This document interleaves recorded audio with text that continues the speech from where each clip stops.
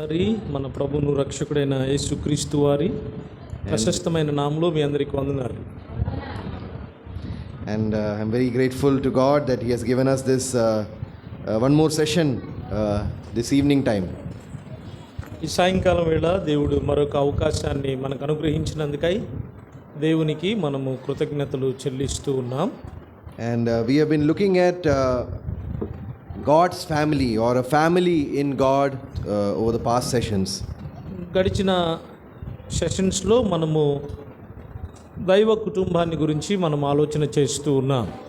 And in the afternoon session we were looking at the first point about a family of God, that is the priority which we have to give to God.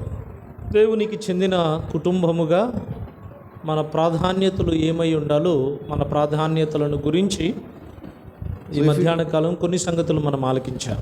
So if we say that we are a family of God, we will give God the first priority in our life.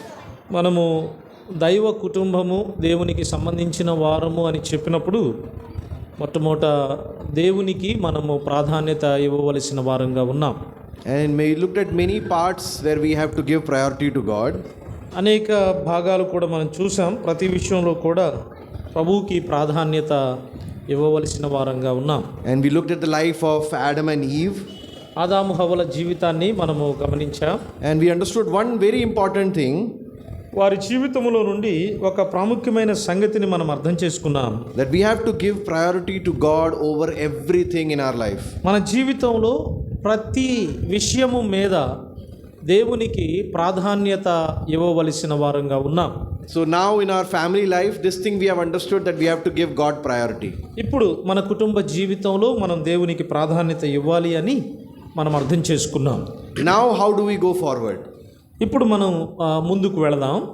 So this thing is clear in our mind that we will give God priority. ఒక విషయం అయితే మనము స్పష్టపరచుకోవాలి. అదేంటంటే నా కుటుంబంలో నేను దేవునికి ప్రాధాన్యత ఇస్తాను అనే సంగతి మనము స్పష్టం చేసుకోవాలి. But what now? కానీ ఇప్పుడు ఏం చేయాలి? We give God priority, but we have to live in this world also, right? దేవునికి మనం ప్రాధాన్యత ఇస్తున్నాం, మంచిదే. మనం ఈ లోకంలో కూడా జీవించాలి, అవును కదా? Because everyone in this world will always keep asking you, what is your plan?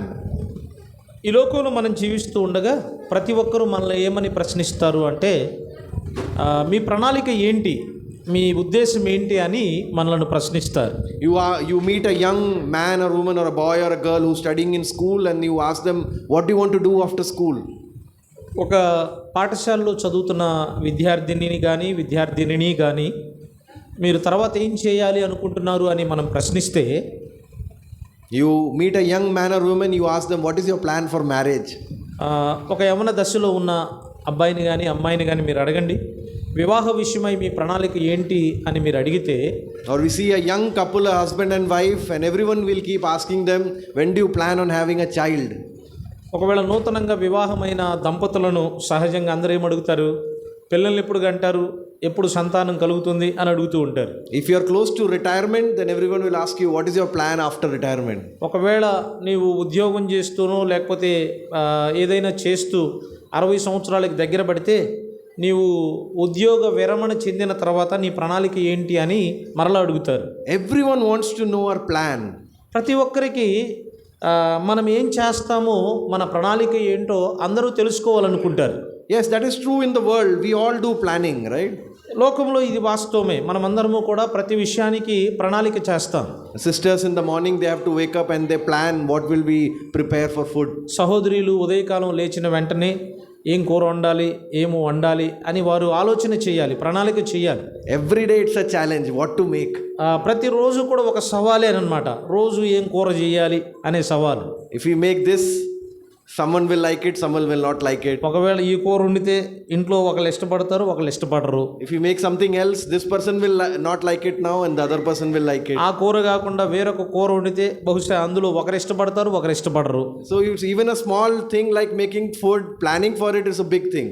కాబట్టి కూర వండడం చిన్న పనే కానీ దాని కొరకు ప్రణాళిక చేయడం కూడా చాలా పెద్ద పనే. కొందరు ఇష్టపడతారు, కొందరు ఇష్టపడరు అన్ని కూరలు. So for all things in our lives we need to have a plan. కాబట్టి మన జీవితంలో మనం చేసే ప్రతి కార్యానికి ప్రణాళిక అనేది అవసరం. We have a plan in our mind and we work towards it. ఒక ప్రణాళిక మన మనసులో కలిగి ఉన్నప్పుడు ఆ ప్రణాళిక ప్రకారం మనం పని చేస్తాం. But what about a child of God? మరి దేవుని బిడ్డ గురించి ఏంటి? But what about a family of God? దేవుని కుటుంబము గురించి ఏంటి? What kind of plan do you have? ఎలాంటి ప్రణాళికలు మనం కలిగి ఉన్నాం? So you now have God as priority in your life. ఇప్పుడు నీ జీవితంలో దేవునికి ప్రథమ ప్రాధాన్యత లేక ప్రథమ స్థానం ఇచ్చావు. But as we saw throughout the classes that we need to also have a purpose.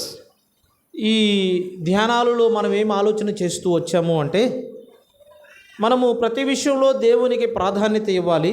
అదే సమయంలో ఒక ఉద్దేశాన్ని ఒక ప్రణాళికను కూడా మనం కలిగి ఉండాలి. Yes, we may get that purpose from God. దేవుని నుండి మన విషయమై దేవుని సంకల్పం ఏంటో ఉద్దేశం ఏంటో కొన్ని మనం తెలుసుకుంటాం. But what is the plan of God in your life that God may not reveal fully right now? అయితే నీ జీవితంలో దేవుడు సంపూర్ణంగా బయలుపరచనటువంటి దైవ ప్రణాళిక, దైవ ఉద్దేశం ఏంటది?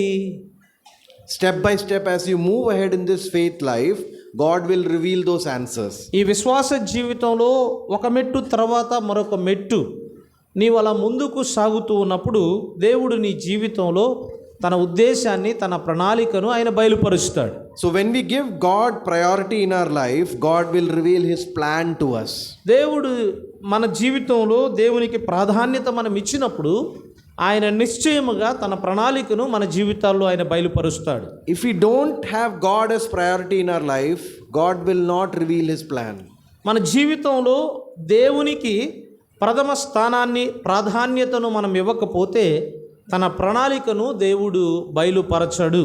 And that is why the scripture tells us that we are to walk by faith and not by sight. అందుచేతనే లేఖనాలు ఏం తెలియచేస్తున్నాయి అంటే దృష్టిని బట్టి మనం నడవకూడదట, విశ్వాసమును బట్టి మనము నడవాలి అని లేఖనాలు తెలియచేస్తూ ఉన్నాయి. 2 Corinthians chapter 5 and verse 7, that's what the word tells us. కొరింథీ 2వ పత్రిక 5వ అధ్యాయం 7వ వచనంలో అదే మాటను మనం గమనిస్తాం. So we have to walk by faith considering God as our priority. దేవాతి దేవుణ్ణి మన జీవితాల్లో ప్రథమ స్థానం ఇచ్చి, ప్రాధాన్యతను ఇచ్చి విశ్వాసముతో మనము నడవవలసిన వారముగా ఉన్నాం. When we are walking like this, we may not know where God is leading us. ఇలాగూ మనము విశ్వాసముతో నడుస్తూ ఉన్నప్పుడు కొన్నిసార్లు దేవుడు ఎక్కడికి మనలను నడిపిస్తున్నాడు మనకి తెలియకపోవచ్చు. Oh, there will be so many problems in our lives. మన జీవితాల్లో చాలా సమస్యలు ఉండొచ్చు. Humanly speaking, we may think, what can be the solution for this? I can't think of any solution.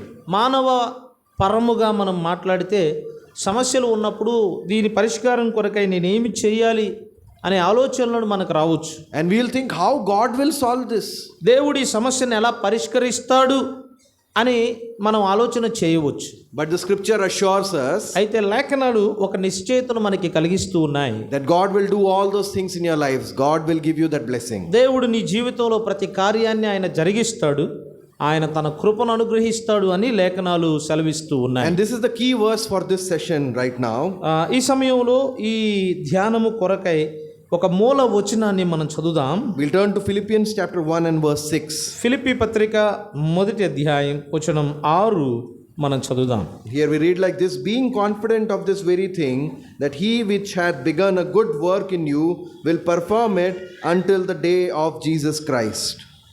Philippi పత్రిక 1వ అధ్యాయం వచనం 6, మీలో ఈ సత్క్రియను ఆరంభించిన వాడు యేసుక్రీస్తు దినము వరకు దానిని కొనసాగించునని రూఢిగా నమ్ముచున్నాను. Oh yes, this is the confidence that we have. అలాంటి నిశ్చయత మనం కలిగి ఉన్నాం. He who has begun a good work, ఈ సత్క్రియ మనలో ఆరంభించినటువంటి ఆయన, what is this good work? ఆ సత్క్రియ ఏంటి? God has saved us in his son, the Lord Jesus Christ. దేవుడు తన కుమారుడైన యేసుక్రీస్తు ప్రభు ద్వారా మనలను రక్షించాడు. అదే ఒక గంభీరమైన సత్క్రియ. And what does it say? He's begun this good work in you.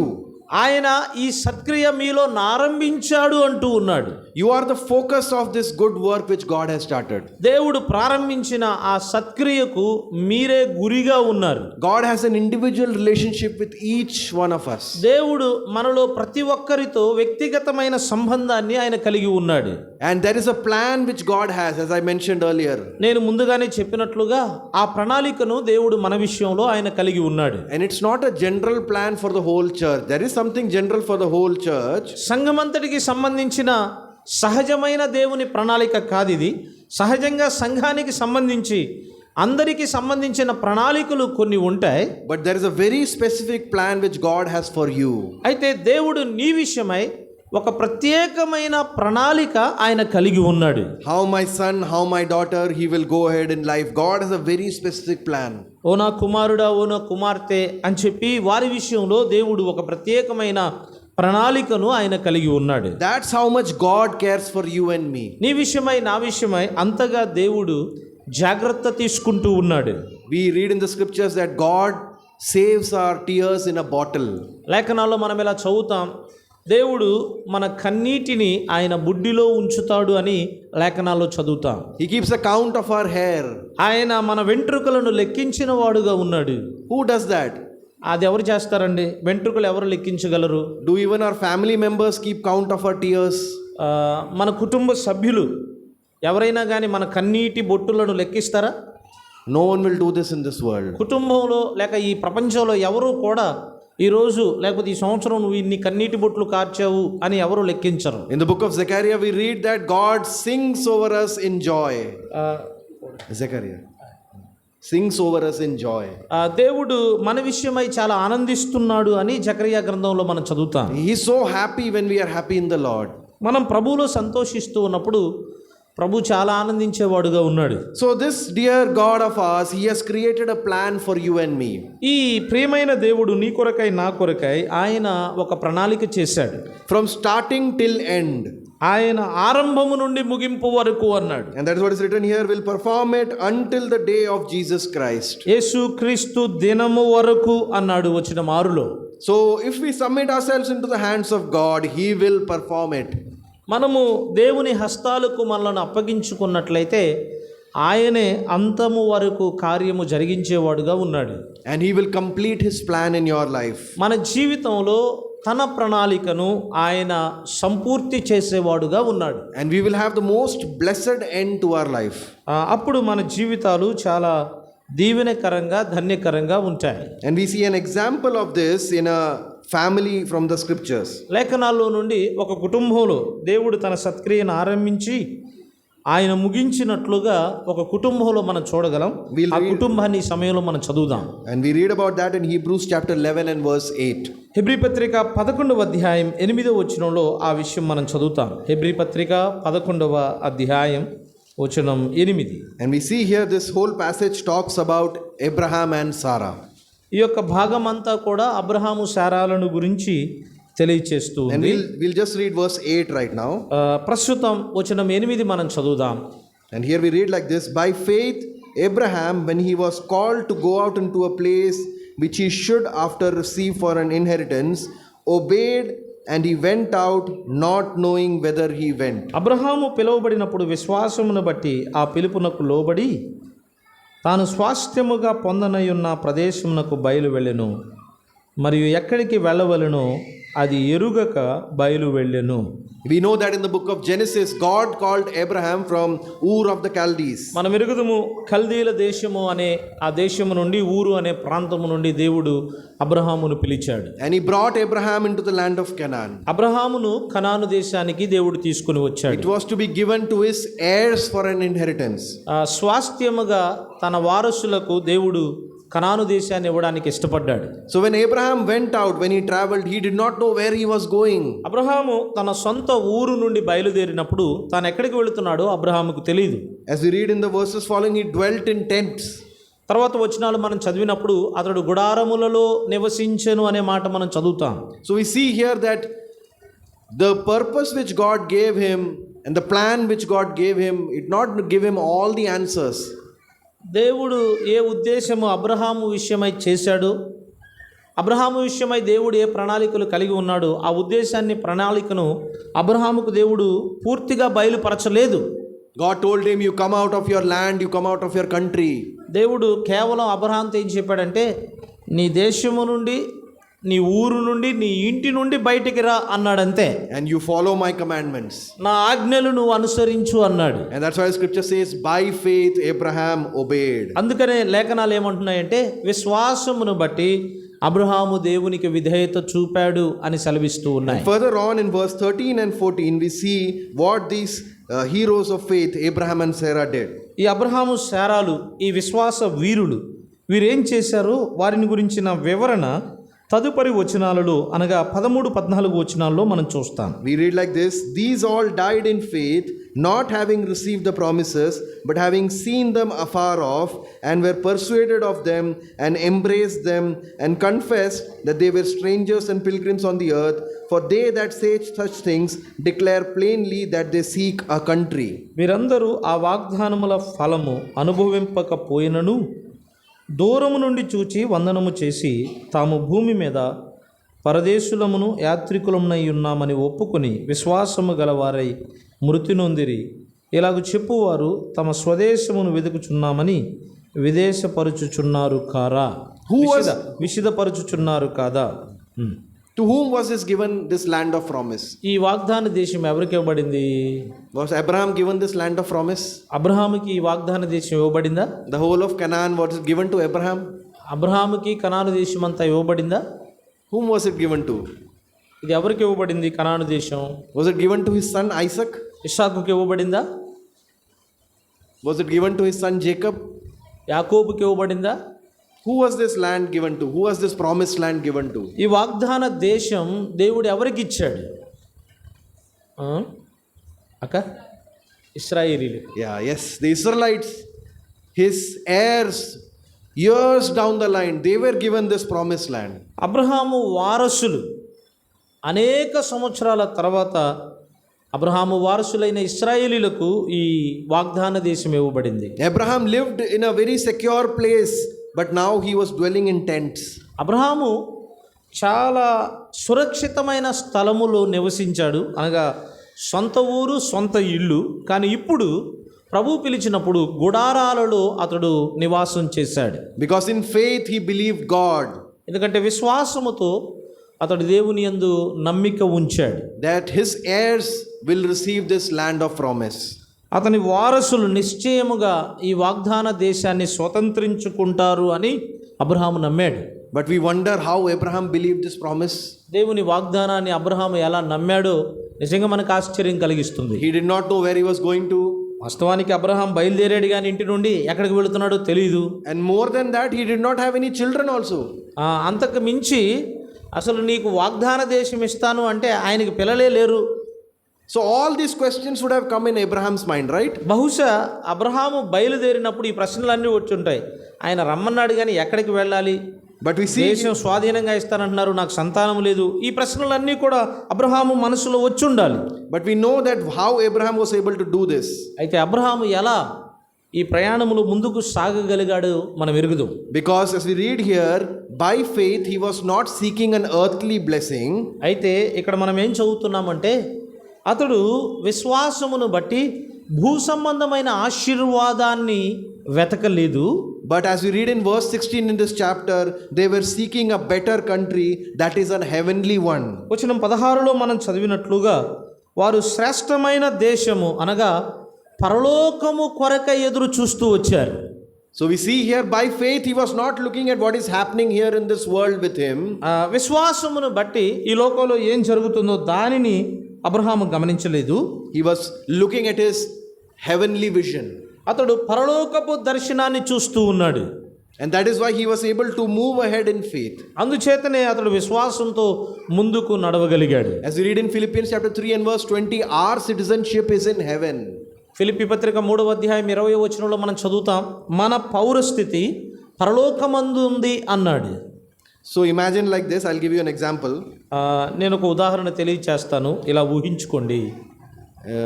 An American citizen comes to this country, India. ఒకవేళ అమెరికా పౌరుడు ఎవరైనా భారతదేశానికి వచ్చాడు అనుకోండి, and they live a very comfortable life there in America. అమెరికాలో చాలా నెమ్మదిగా ఆదరణగా వారు అన్ని సౌకర్యాలు కలిగి జీవిస్తారు. And imagine that for some work, this person has to come to India for 2 days. ఊహించుకోండి, అలా నెమ్మదిగా సౌకర్యాలతో విలాసవంతంగా జీవించే వ్యక్తి, అమెరికా పౌరుడు ఏదో ఒక 2 రోజులు పని కొరకై భారతదేశానికి రావాల్సి వచ్చింది. And imagine like this, it's a very hot day. ఇలాగే అనుకోండి, చాలా వేడిగా ఉంది కదా ఇప్పుడు, And we ఇలాంటి వేడిగా ఉన్న దినాల్లో ఆయన ఇండియాకి వచ్చాడు అనుకోండి. And we know that we don't have all the comforts which they have in America. మనకు తెలుసు అమెరికాలో ఉన్నన్ని సౌకర్యాలు భారతదేశంలో మనకు ఉన్నా ఇంకా అన్ని సౌకర్యాలు లేవు. So when he comes to India, అతడు ఒకవేళ భారతదేశానికి వచ్చినప్పుడు and he has to go around all these places, ఆయన ఈ స్థలాలన్నిటికీ వెళ్తాడు. he's here for 2 days, some work is there. మొత్తానికి ఏదో పని మీద వచ్చాడు, 2 రోజులు ఉన్నాడు. What will that person do? అప్పుడు ఆ వ్యక్తి ఏం చేస్తాడు? He'll just focus on finishing his work. అతడు దేని మీద గురి పెడతాడు?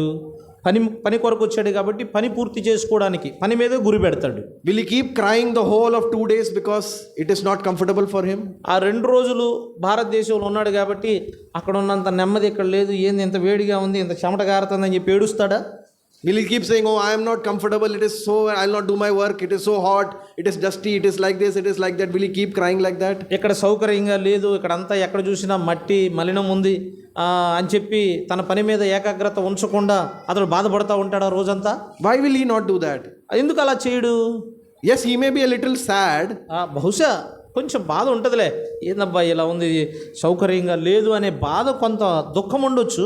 But he knows that he's here for 2 days. అయితే అతనికి ఒక విషయం తెలుసు, అదేంటంటే అతడు కేవలం 2 రోజులు పని కోసమే వచ్చాడు, 2 రోజుల తర్వాత వెళ్ళిపోతాడు అనే సంగతి అతనికి తెలుసు. He has to finish his work. అతడు తన పని ముగించుకొని వెళ్ళాలి, మొత్తానికి పని మీద వచ్చాడు. And then he will go back to his comfortable life in America. మరలా అతడు ఎలా సౌకర్యవంతమైన జీవితాన్ని జీవిస్తున్నాడు, ఈ 2 దినాల పని అయిపోయిన తర్వాత తిరిగి అక్కడికి వెళ్తాడు, ఆ సౌకర్యవంతమైన జీవితాన్ని జీవిస్తాడు. If he keeps crying for 2 days, ఈ 2 రోజులు పని చేసుకోకుండా ఏడుస్తూ కూర్చున్నాడు అనుకో, we will say, what a fool you are. మనం ఏమంటాం? నువ్వు అంత ఎర్రోడివరా అంటాం. You are going back to the US. నువ్వు తిరిగి అమెరికా వెళ్తావు కదా, It's just 2 days here. ఇక్కడ కేవలం 2 రోజులే కదా.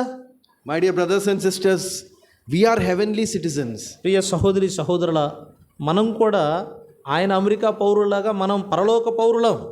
Yes, the Bible tells us our days here on this earth are few and sorrowful. Bible ఏం సెలవిస్తుందంటే, మనం ఈ లోకంలో యాత్రికులం, పరదేశులం, మనము గడిపే ఈ దినాలు కొన్నిసార్లు ఇవి దుఃఖకరమైనవి కావచ్చు. But this time is not to be spent in frustration or sadness, because we are going to heaven one day. దేవుడు మనకు అనుగ్రహించిన ఈ కాలం ఏదైతే ఉందో, మనకి ఎదురవుతున్న సమస్యలు, కష్టాలు, వీటిని జ్ఞాపకం చేసుకొని మనకున్న సమయాన్ని ఏడుస్తూ బాధపడుతూ వ్యర్థం చేసుకోకూడదు.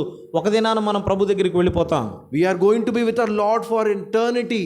మన ప్రభుతో సదాకాలము, నిత్యత్వం మనం ఉండబోతూ ఉన్నాం. Yes, this 60, 70, 80 years which we are going to live here, ఇక్కడ మనం జీవించబోయే ఈ 60, 70 సంవత్సరాలు లేకపోతే 80 సంవత్సరాల కాలం, yes, it can be difficult to live as a child of God in this world. దేవుని బిడ్డగా ఈ లోకంలో అన్ని సంవత్సరాలు జీవించడం చాలా కష్టమే.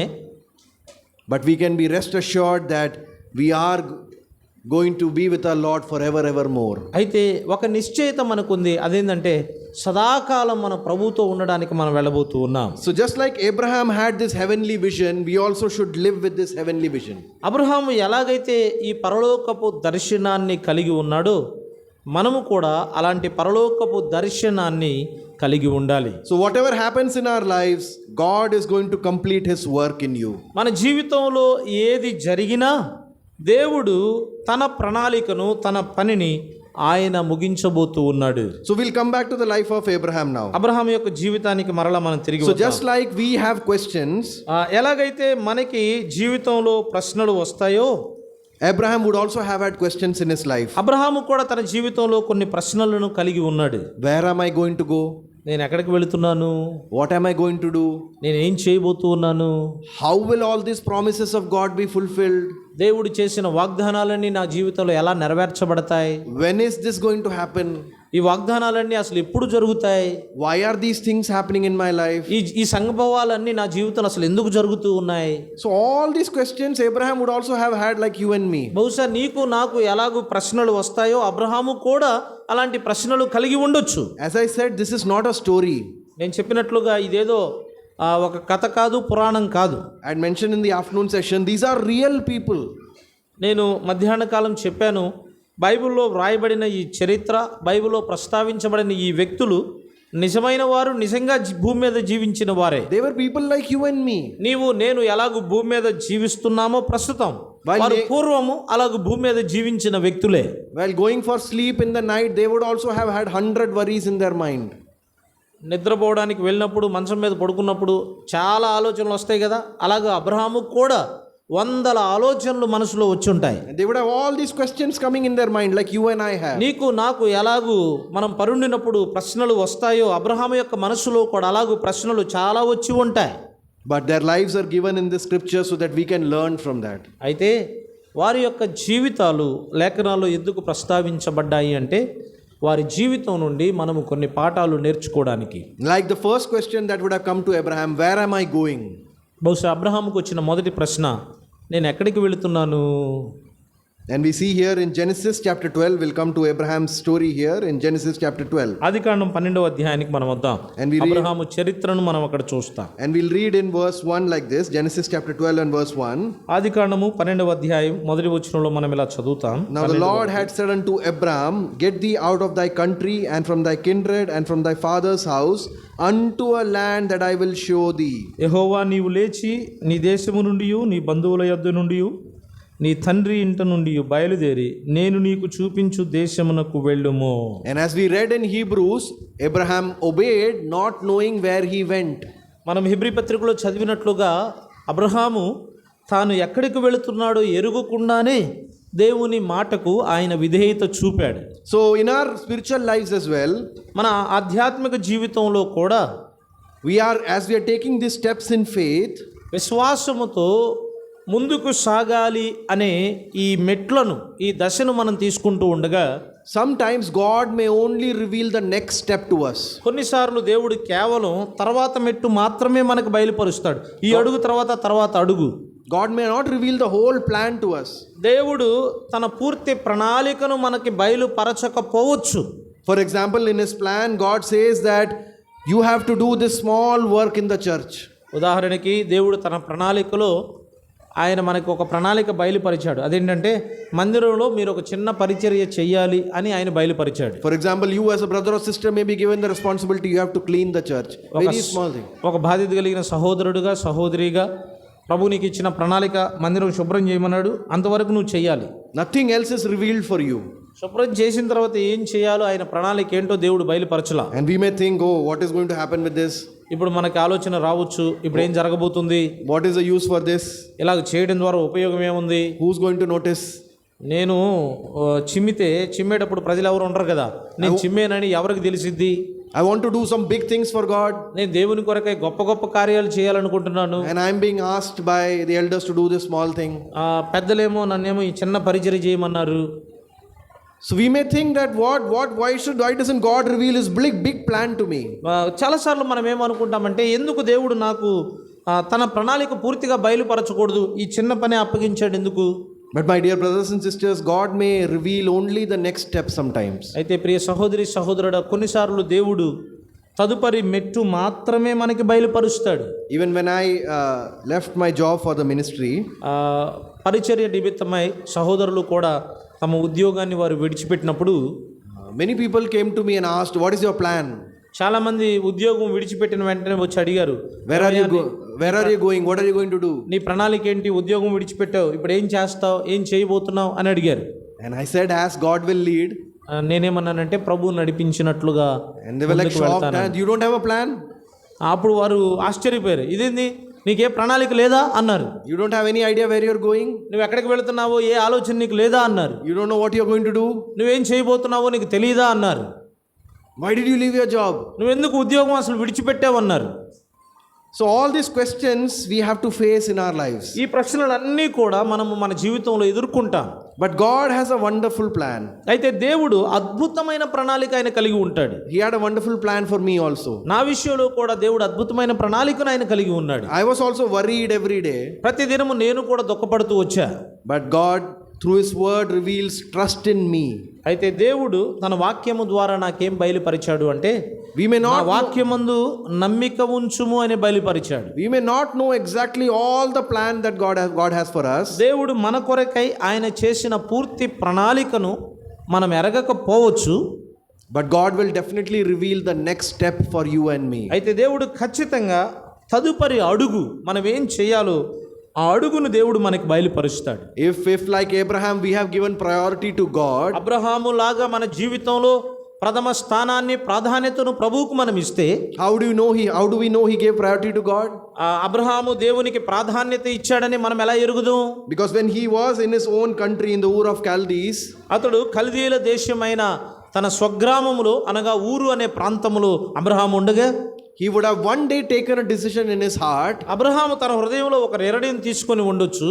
Lord, wherever you want to take me, you take me. ప్రభువా, నీవు నన్ను ఎక్కడికి తీసుకొని వెళ్ళాలనుకుంటే అక్కడికి తీసుకొని వెళ్ళయ్యా. That day when Abraham was ready to give God priority, ఆ దినమున అనగా దేవునికి ప్రాధాన్యత ఇచ్చి అబ్రహాము దేవుడు చూపించే స్థలానికి వెళ్ళడానికి సిద్ధంగా ఉన్న ఆ దినమున we can be sure that God revealed to him, you now get out. అప్పుడు దేవుడు తన ప్రణాళికను అబ్రహాముకు బయలుపరిచాడు. అబ్రహామును ఆ ఊరు నుండి వెలుపటికి రమ్మని ప్రభువు పిలిచాడు. He did not know where he was going. He had never been there before. Abraham దీనికి ముందు ఎన్నడూ ఆ ప్రాంతానికి వెళ్ళలేదు. But he believed in God.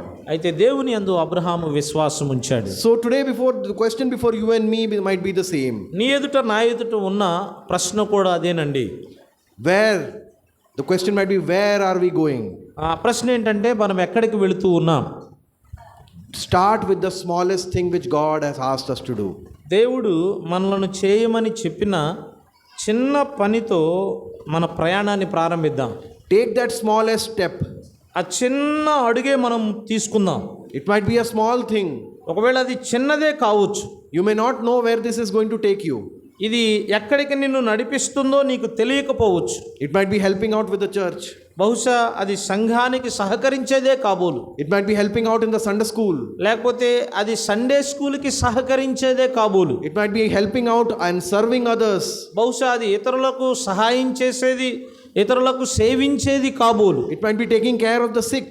ఇది అనారోగ్యంగా ఉన్న వారిని పట్టించుకునేది కాబోలు. It might be ministering unto others. లేకపోతే ఇతరులకు పరిచర్య చేసే అవకాశము కాబోలు. It might be a very small step. లేకపోతే అదొక చిన్న మెట్టే, చిన్న అడుగే కాబోలు. But God is asking you, by faith you take that step. అయితే దేవుడు ఆయన నీతో నాతో ఏం చెప్తున్నాడంటే, విశ్వాసము ద్వారా ఆ మొదటి మెట్టు లేక అడుగును నువ్వు తీసుకో అంటున్నాడు. Next question that Abraham might have faced. Abraham ఎదుర్కొన్న రెండవ ప్రశ్న, He might have faced this question, what? ఏమి అనే ప్రశ్న. He might have thought, what is going to happen with me? Abraham అనుకొని ఉంటాడు, నాతో ఏం జరగబోతుందయ్యా? What all things I am supposed to do? నేను ఏమేం చెయ్యాలి? There is so much uncertainty before me. నా ఎదుట చాలా ప్రతికూలతలు ఉన్నాయి. And throughout this journey, we are talking about the good things which Abraham did, but there were some mistakes also which he made. Abraham యొక్క విశ్వాస ప్రయాణంలో అతడు చేసిన మంచి పనుల గురించే మనం మాట్లాడుతూ ఉంటాం, కానీ అతడు చేసిన కొన్ని పొరపాట్లు కూడా ఉన్నాయి. వాటి గురించి కూడా మనం ప్రస్తావించుకోవాలి. We see that throughout this wonderful life of Abraham, many things that he did. Abraham తన అద్భుతమైన ప్రయాణంలో అనేక కార్యాలు ఆయన చేశాడు. He defeated kings. రాజులను ఓడించాడు. He got the blessing of Melchizedek. మెల్కీసెదెకు యొక్క ఆశీర్వాదాన్ని అబ్రహాం పొందుకున్నాడు. He rescued his nephew Lot. తన లోతు అతన్ని రక్షించుకున్నాడు. He interceded for him. లోతు కొరకై అబ్రహాం విజ్ఞాపన చేశాడు. There was his test, there was his trial concerning Isaac. ఇస్సాకుకు సంబంధించి ఒక పెద్ద శోధన ఎదురైంది. వారసునికి సంబంధించి There's so many things which happened in his life. Abraham యొక్క జీవితంలో చాలా కార్యాలు జరిగాయి. He did not know what he was going to do, Abraham ఏం చేస్తున్నాడో అతనికి తెలియదు. but God led him slowly but surely. God led him. అయితే దేవుడు నిదానంగా అబ్రహామును నడిపిస్తూ వచ్చాడు, నిశ్చయంగా నడిపించాడు. But we know that he made some mistakes also. అతడు కొన్ని పొరపాట్లు, లోపాలు కూడా చేశాడు. In Genesis chapter 12, when verse 10 onwards, we read something which happened in his life. ఆది కాండము 12వ అధ్యాయం 10వ వచనం నుండి మనం చదివితే అబ్రహాము జీవితంలో ఒక సంఘటన సంభవించినట్లుగా మనం చూస్తాం. We see that there is a famine in the land. అతడు ఏ దేశంలో ఉన్నాడో ఆ దేశంలో కరువు వచ్చింది. So what did Abraham do? కరువులో అబ్రహాం ఏం చేస్తున్నాడు? He went down into Egypt అతడు ఐగుప్తుకు దిగి వెళ్ళాడు. because he could not tolerate the famine. ఎందుకంటే అతడు కరువులో భరించలేకపోయాడు, నిలబడలేకపోయాడు. And we see that he has to face a great problem in Egypt. ఐగుప్తులో అబ్రహాము గొప్ప సమస్యను ఎదుర్కోవలసి వచ్చింది. And we see that even there was danger for his own wife. ఐగుప్తులో వారు ఉండగా తన సొంత భార్య అయిన శారాకు ఒక పెద్ద ప్రమాదము పొంచి ఉన్నట్లుగా అక్కడ మనం చదువుతాం. And we see the king of Egypt, what was he planning on doing with his wife? ఐగుప్తు రాజు అబ్రహాము భార్య విషయమై ఎలాంటి ఆలోచన చేస్తూ ఏం చేస్తున్నాడో అక్కడ మనం చదువుతాం. But we see here that even though Abraham took this wrong step, Abraham పొరపాటు చేసినప్పటికీ, అనగా వెళ్ళకూడని స్థలానికి వెళ్ళినప్పటికీ, we see that God is still faithful.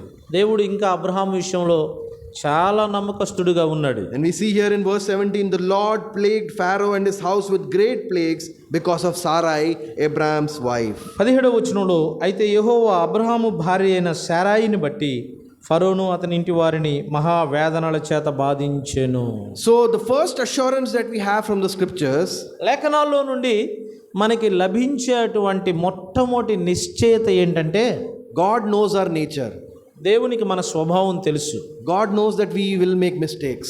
మనం పొరపాట్లు చేస్తాము అని కూడా దేవునికి తెలుసు. And he knows also what mistakes we are going to make. మనం ఏ పొరపాటు చేయబోతున్నామో కూడా దేవునికి తెలుసు. But in spite of all that, God is true and faithful. అయితే వీటన్నిటి మధ్య కూడా దేవుడు నా విషయంలో ఆయన చాలా నమ్మదగిన వాడు, నమ్మశక్యమైన వాడు. He will never let go of our hand. ఆయన మనలను విడిచిపెట్టేవాడు కాడు.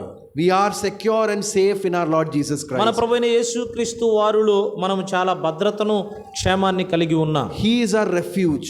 ఆయన మనలను కాపాడేవాడుగా ఉన్నాడు. But we see here Abraham made this mistake. ఇక్కడ అబ్రహాము పొరపాటు చేశాడు. He should have never left that land and gone into Egypt. వాస్తవానికి కరువు సంభవించినా ఏమి వచ్చినా అబ్రహాము ఎన్నడూ ఐగుప్తుకు వెళ్లకుండా తానున్న ప్రదేశంలోనే ఉండవలసిన వాడు. But we know he did so. కానీ అబ్రహాము ఉండకుండా కరువులో ఐగుప్తుకు వెళ్ళిపోయాడు. Yet God in his mercy protected him. అయితే దేవుడు తన కనికరము చొప్పున అబ్రహామును అతని కుటుంబాన్ని కాపాడాడు. So we have this assurance in our lives that once we are saved, once we have believed in the Lord Jesus Christ, our salvation is secure. మనకి ఎక్కడున్న ఒక నిశ్చయిత ఏంటంటే, ఒకసారి యేసు ప్రభునందు మనం విశ్వాసం ఉంచినప్పుడు, అనగా మనం రక్షించబడినప్పుడు, మన రక్షణ అనేది అది శాశ్వతమైనది, అది భద్రమైనది. But it requires from us that we give God first priority. అయితే రక్షించబడిన మనము, నిత్య రక్షణను కలిగిన మనము, ఆ రక్షణ మనల్ని ఏం కోరుతుందంటే, మన జీవితంలో ప్రతి విషయంలో మొదటి ప్రాధాన్యత ప్రభువుకి మనం ఇవ్వాలి. Because if we walk according to our own plan, ఎందుకంటే మనము మన సొంత ప్రణాళిక చొప్పున మనం నడుచుకున్నప్పుడు we will have to face the consequences for it. దాని ప్రతిఫలాన్ని కూడా మనం అనుభవించాలి. We see that in chapter 13. 13వ వచనంలో దాన్ని మనం చూస్తాం. Abraham and Lot, అబ్రహాము లోతులు, their servants were fighting with each other. Abraham కాపరులకు, లోతు గొర్రెల కాపరులకు 13వ అధ్యాయంలో గొడవ వచ్చింది. And then Abraham said and Lot decided they would separate.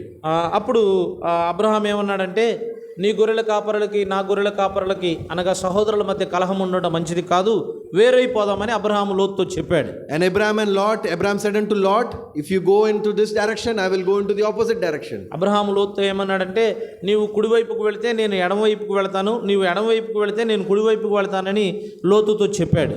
And Abraham and Lot, they separated like this. Abraham లోతులు అలాగ వేరైపోయారు. But what did Lot do? అయితే లోతు ఏం చేశాడు? In chapter 13 and verse 10, we read like this. 13వ అధ్యాయం 10వ వచనంలో ఇలా చదువుతాం. He lifted up his eyes అతడు తన కన్నులెత్తి and he saw that wonderful land before him, తన ఎదుట అద్భుతమైన యొర్దాను ప్రాంతం అంతటిని చూచాడు. which was still Sodom and Gomorrah. అది సొదొమ గొమొరాల ఆ పట్టణం. And he chose that land. ఆ దేశాన్ని లోతు ఎన్నుకున్నాడు. Because from a worldly point of view, that was the best place. లోక సంబంధంగా మాట్లాడుకుంటే అంతకంటే శ్రేష్టమైన స్థలం ఇంకొకటి లేదు. ఆ కాలంలో సొదొమ గొమొరాలు చాలా శ్రేష్టమైనటువంటి పట్టణం. It did not matter that that place, Sodom and Gomorrah, were full of sin. సొదొమ గొమొరాల ఆ పట్టణం పూర్తిగా పాపముతో నింపబడింది. So we read here in verse 12, it's a very important verse, pay attention to this. వచనం 12లో చాలా ప్రాముఖ్యమైనటువంటి వచనం. 13వ అధ్యాయం 12వ వచనం చూడండి. Genesis Abraham 13 and కనానులో నివసించెను. లోతు ఆ మైదానముందున్న పట్టణ ప్రదేశంలో కాపురం ఉండి సొదొమ దగ్గర తన గుడారము వేసుకొనెను.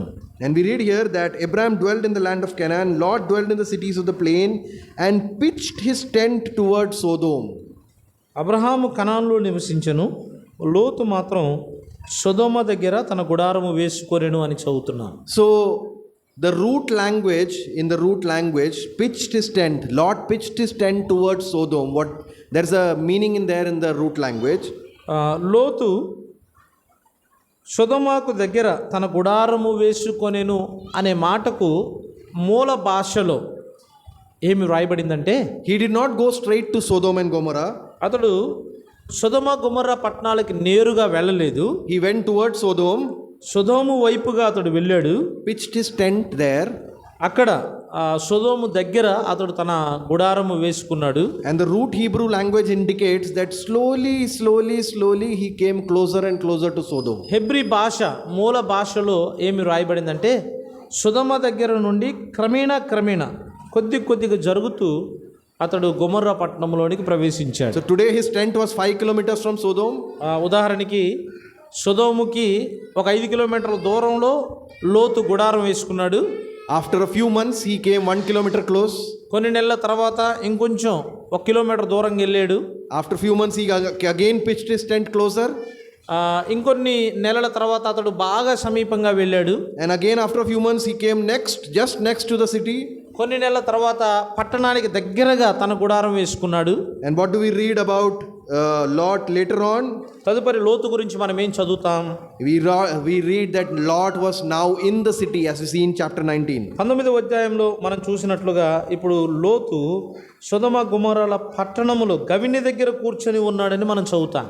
See, if we give priority to world in this life, మనము ఈ లోకములో ఉండగా ఈ లోక సంబంధమైన వాటికి ప్రాధాన్యత ఇస్తే, see, we may not give priority to this world fully at that point in time. ఆ సమయంలో బహుశా సంపూర్ణంగా లోకానికి మనం ప్రాధాన్యత ఇవ్వకపోవచ్చు. But if the desire in our heart is to look at this world and be like it, we will go there slowly. ఈ లోకముని గమనిస్తూ లోకములో ఉన్న వారిలాగా మనం కూడా ఉండాలి అనుకుంటే విశ్వాసులమైన క్రమేణా మనం కూడా లోకానికి దగ్గర అవుతాం. And before we know it, we will be trapped in Sodom.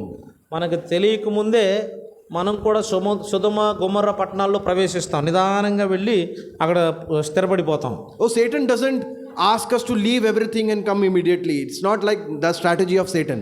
సాతాను లోకములోనికి వాడు మనల్ని ఎలా తీసుకుని వెళ్తాడంటే, ఒక్కసారిగా అన్ని విడిచిపెట్టి రండి అని వాడు ఆహ్వానించడు. How does Satan work? సాతాను ఎలా పనిచేస్తాడు? One day he will say, oh, today you don't need to read the Bible. It's okay. You're very tired. Don't read. ఒకరోజు ఏమంటాడంటే, చాలా అలసిపోయావు, ఈరోజు బైబిల్ చదవకపోతే ఏం కాదులే అంటాడు. Oh, in the evening, family, very tired. Just read a psalm and sleep. Don't need to pray. సాయంకాలం కుటుంబ ప్రార్థన, పాట పాడాలి, వాక్యం చదవాలి, ప్రార్థన చేయాలి, ఇంతెందుకులే కానీ ఏదో ఒక చిన్న కీర్తన తీసుకొని చదివి పడుకోండి అంటాడు. Oh, you attend every meeting. Today's meeting, okay, don't attend. ప్రతి కూడికి వెళ్తావు కదా, నియామక కూడికలకు వెళ్తావు, ఆదివారం ఆరాధనకి వెళ్తావు, ఇన్ని కూడికలకి వెళ్తావు, ఈ ప్రత్యేకమైన కూడికలకి వెళ్ళకపోతే ఏమైందిలే అంటాడు. See, this is how Satan will work. సాతాను అలా కార్యం చేస్తూ ఉంటాడు. He will not snatch you away. వాడు ఒక్కసారిగా నేను ఎత్తి పట్టుకురాడు. Just like Lot, లోతు ఎలాగైతే కొద్దిగా దూరం జరుపుకుంటూ సొదొమ గొమొర్రా పట్టణాల లోపలికి వెళ్ళాడు. I think brother has already explained, so he will take you slowly towards that. అలాగే అపవాది కూడా నిదానంగా మనల్ని తీసుకుని వెళ్తాడు. And before we know it, మనము మనకి తెలియక ముందే we will be far away from God. మనం దేవునికి దూరం అయిపోతాం. We won't even realize it. దాన్ని మనం గుర్తించలేం. The small things in our lives. మన జీవితంలో దేవునికి విరోధంగా జరిగే ఆ చిన్న చిన్న కార్యాలు. So Abraham did not know what all big things he had to do. Abraham చేయవలసిన పెద్ద పెద్ద పనులు అబ్రహాముకు తెలీదు. But Abraham knew that he had to take the right decision. He took the right decision. అయితే అబ్రహాముకు ఒక విషయం మాత్రం తెలుసు, సరైన నిర్ణయం తీసుకోవాలనే సంగతి అబ్రహాముకు తెలుసు. సరైన నిర్ణయం అబ్రహాం తీసుకున్నాడు. But when Lot was faced with this question, what are you going to do? అయితే లోతు ఈ ప్రశ్న ఎదుర్కొన్నప్పుడు, అనగా నువ్వేం చేయబోతున్నావు అని ఎదుర్కొన్నప్పుడు, He chose according to this world. అతడు ఈ లోకపరముగా ఆయన ఎన్నుకున్నాడు. He saw the prosperity of Sodom సొదొమలో ఉన్న అభివృద్ధి చూశాడు. and he said, I want that. అప్పుడు లోతు ఏమనుకున్నాడంటే, అదిగో ఆ సారవంతమైన అభివృద్ధి కలిగిన ప్రదేశం కావాలన్నాడు. And that is why the scripture tells us, అందుకనే లేఖనాలు మనకేం తెలియచేస్తున్నాయి. in Hebrews we read, we have to look unto Jesus, the author and finisher of our faith. Hebrew పత్రికలో మనం ఇలా చదువుతాం, మన విశ్వాసానికి కర్తయు దాన్ని కొనసాగించువాడైనా యేసు వైపు చూచుచు అన్నాడు. So any decision that you have to take in your life, what should I do? మన జీవితంలో మనం తీసుకునే నిర్ణయం ఏదైనా కావచ్చు. So for example, నేనేమి చేయాలి అని మనం ఆలోచన కలిగి ఉన్నప్పుడు you look unto Jesus. యేసు వైపు చూడాలి. For example, you apply for a passport. ఉదాహరణకి మీరు ఒక పాస్పోర్ట్కి అప్లై చేసుకున్నారు. And maybe the passport officer comes and some person comes. మొత్తానికి పాస్పోర్ట్ వెరిఫికేషన్ కొరకై ఎవరో ఒక వ్యక్తి వస్తాడు. And for getting your passport, they give an indication that you have to do something. Passport నువ్వు పొందాలి అంటే నువ్వేదో చేయాలి. I hope you all understand what it means. Passport కొరకు ఏం చేయాలో మీ అందరికీ తెలుసు. For verification, we need to do something. Verification చేయాలనుకో వాడికి ఏమి ఇవ్వాలి? ఇవ్వాలిగా. What should I do? ఏం చేయాలి ఇప్పుడు? Because in the world, it's very easy. లోకస్తులకి పెద్దగా ఏమనిపించదు. తీసుకోవయా తొందర చేయి అంటాడు. For example, you are driving on the road and traffic policeman catches you for an offense. ఉదాహరణకి మీరు బండి నడుపుతూనో లేకపోతే కారు నడుపుతూనో వెళుతున్నారు. ఈ ట్రాఫిక్ రూల్స్కి విరోధంగా మీరు వెళ్ళారు. ట్రాఫిక్ పోలీస్ పట్టుకున్నాడు. The challan is a big amount. ఇప్పుడు చలానా వేశారు, పెద్ద పెద్ద పెద్ద కొంత ఒక 2,000-3,000 కట్టాలనుకోండి. But sometimes that person will stand there scratching his head. కొన్నిసార్లు 3,000 ఫైన్ వేస్తే ఏం చేస్తాడు? కడతాడు వెంటనే. And you can తలకొక్కుంటూ నిలబడతాడు అక్కడ. and you can get away with a small amount. మొత్తానికి ఏదో 200-500 చూసుకొని నన్ను వదిలేసి అంటున్నాడు కదా. Sir, student, sir. సార్ నేను విద్యార్థినండి, చదువుకుంటున్నాను. Sir, nothing in purse, sir. జేబులో ఏమి లేవు sir. See, these are all decisions that we have to take. అలాంటి నిర్ణయాలన్నీ మనం తీసుకోవాల్సిన అవసరత లోకంలో ఏర్పడుతుంది. Something which we can get in this world, so we can get it done very easily by giving a small amount. అయితే ఈ లోకంలో మనము కొంచెము సొమ్ము ఇచ్చుట ద్వారా అవన్నీ తప్పించుకోవచ్చు. 3,000 రూపాయల చలానా 500 ఇస్తే అయిపోయింది. But even when no one is watching, కానీ ఎవరు చూడకపోయినా మనం ఇచ్చేది, and we may get our work done, మన పనులు జరగవచ్చు. వెరిఫికేషన్కి వచ్చాడు, డబ్బులు ఇచ్చాం, చేసేసాడు, పాస్పోర్ట్ అయిపోయింది. and we may say it's a small thing. మనకేమనిపిస్తుంది, చిన్నదేగా, ఏదో 1,000 రూపాయలు ఇచ్చేసాం, Who అయిపోయింది. is watching? కానీ దీన్ని ఎవరు చూస్తున్నారు? Our Lord is watching. మన ప్రభువు చూస్తున్నాడు. See, so we have, when we take these decisions, what are we going to do? For any situation in your life, you trust in God. మన జీవితంలో ఏ పరిస్థితి అయినా సరే, అది ఏదైనా కానీ, If God wants, కానిది వచ్చినప్పుడు ప్రభువు మీద మనం ఆధారపడాలి. if God wants you to have that thing in your life, God will provide. నీ జీవితంలో అది నీకు అవసరమని దేవుడు ఎంచితే ఖచ్చితంగా దేవుడే ఇస్తాడు దాన్ని నీకు. You give priority to God's word. నువ్వు దేవుని వాక్యానికి ప్రాధాన్యత ఇవ్వంతే. I will not do anything against God's word. దేవుని వాక్యానికి విరోధమైంది ఏది కూడా నేను చెయ్యను. I will look unto Jesus, my Savior, what He will do. నేను యేసు వైపు చూస్తూ ఆయన నాతో ఏమి చేయమని తెలియచేస్తాడో దాన్ని చేస్తాను. I'll walk by faith and not by sight. నేను విశ్వాసము ద్వారానే నడుస్తాను, కానీ దృష్టి ద్వారా నేను నడవను. So we'll move on to the next question because we don't have much time. మనకి ఎక్కువ సమయం లేదు. తర్వాత ప్రశ్నకి వెళ్దాం. Third question that Abraham would have faced, Abraham ఎదుర్కొన్న 3వ ప్రశ్న బహుశా his plan in life, తన జీవితంలో ప్రణాళిక. the question would have been when. ఎప్పుడు అనే ప్రశ్న వచ్చి ఉండొచ్చు. So we see here in Can you repeat all those? Can you repeat all those? the first question that we saw was where, ఎక్కడికి వెళుతున్నాడు అనే ప్రశ్న, ఎక్కడికి వెళుతున్నాను అనే ప్రశ్న మొదటి ప్రశ్న. and the second question we saw what, రెండవ ప్రశ్న ఏం చెయ్యాలి అనేది రెండవ ప్రశ్న. The third question, when will these things happen? ఇప్పుడు మూడవ ప్రశ్న, దేవుడు వాగ్దానం చేశాడు కదా, ఇవి ఎప్పుడు జరుగుతాయి, ఎప్పుడు అనే ప్రశ్న. Remember, all these questions are a part of the plan for your life. వినండి, ఈ ప్రశ్నలన్నిటికీ నీ జీవితంలో దేవుని ప్రణాళికతో ఇవి సంబంధాన్ని కలిగి ఉన్నాయి. Where should I go? What shall I do? నేను ఎక్కడికి వెళ్ళాలి, నేనేం చేయాలి, ఇవి ఎప్పుడు జరుగుతాయి. So, for example, here in Genesis chapter 12, God says unto Abraham, ఉదాహరణకి ఆదికాండం 12వ అధ్యాయంలో దేవుడు అబ్రహాంతో అంటున్నాడు, in verse 2 he says, I will make you a great nation. వచనం 2లో ఏమన్నాడు, నేను నిన్ను గొప్ప జనముగా చేసేదను. And in verse 4 we read that Abraham was 75 years old at this time. వచనం 4లో ఆ సమయానికి అబ్రహాము 75 ఏండ్ల ఈడు గలవాడని చదువుతున్నా. No children till now. 75 ఏండ్లు వచ్చాయి, పిల్లలు లేరు. And years are passing by, సంవత్సరాలు జరుగుతూ ఉన్నాయి, and still no children. ఇంకా పిల్లలు పుట్టలేదు. When is God going to do this? ఇప్పుడు దేవుడు మరి గొప్ప జనముగా చేస్తానన్నాడు, ఎప్పుడు చేస్తాడు? I told you these are people like us. నేను చెప్పాను ముందుగానే, ఇక్కడ ప్రస్తావించబడిన ఈ అబ్రహాము, శారాలు నీలాగా నాలాగా వారు సామాన్యమైన ప్రజలే. God has given him a promise, you will be a big nation. దేవుడు వారికి ఒక వాగ్దానం చేశాడు. ఆ వాగ్దానం ఏంటంటే, మిమ్మును గొప్ప జనముగా చేస్తాను అని వాగ్దానం చేశాడు. But still no children. అయినా ఇప్పటికి అబ్రహాముకు సంతానము లేదు. How will I become a big nation? మరి సంతానము లేకుండా ఎలా గొప్ప జనము కాగలరు? And this promise which God had given him, దేవుడు అబ్రహాముకు చేసినటువంటి వాగ్దానం, and we know that God promised him that his descendants will be like the stars of the sky. ఎలాంటి వాగ్దానం చేశాడు? నీ సంతానాన్ని ఆకాశపు నక్షత్రాలలాగా చేస్తానన్నాడు. And will be like the sand by the seashore. సముద్ర తీరమున ఉండే ఇసుక రేణువుల వలె చేస్తానన్నాడు. Did God fulfill his promise? దేవుడు తన వాగ్దానాన్ని నెరవేర్చాడా? Yes or no? నెరవేర్చాడా లేదా? Yes, he fulfilled his promise. We see that in the scripture. God gave him a son. మనం లేఖనాల్లో చూస్తాం, దేవుడు అబ్రహాముకు కుమారుని ఇచ్చాడు, His son Isaac. ఇస్సాకు అనే కుమారుణ్ణి. When God promised this to Abraham and Sarah, we know that story very well. దేవుడు అబ్రహాముకు ఆ వాగ్దానం చేసినప్పుడు ఆ చరిత్ర మనందరికి బాగా తెలుసు. We know that Sarah was inside the tent. Sarah గుడారము లోపల ఉంది ఈ వాగ్దానం చేసే సమయంలో. And we know that she laughed in her heart. ఆమె నవ్వింది, అంతరంగంలో హృదయంలో నవ్వినట్లుగా లేఖనాల్లో మనం చదువుతాం. We are so old. మేము చాలా ముసలివారం, How will we have children? ఇంత వృద్ధాప్యంలో మాకు సంతానం ఎలా కలుగుతుంది? But the Lord promised, అయితే ప్రభు వాగ్దానం చేశాడు, at the time appointed, I will return unto you. నియమింపబడిన దినములలో నేను ఖచ్చితంగా మరలా మీ యొద్దకు వస్తాను అని ప్రభు వాగ్దానం చేశాడు. We'll read that in Genesis 18 and verse 14. 18వ అధ్యాయం ఆదికాండము 14వ వచనంలో మాట మనం God చూస్తాం. promised Sarah will have a son. ఆదికాండము 18:14లో దేవుడు వాగ్దానం చేస్తున్నాడు, నిశ్చయముగా నిర్ణయ కాలమందు నీ యొద్దకు తిరిగి వచ్చేదను, శారాకు కుమారుడు పుడతాడు అని వాగ్దానం చేశాడు. Did that happen like that? అలా జరిగిందా లేదా?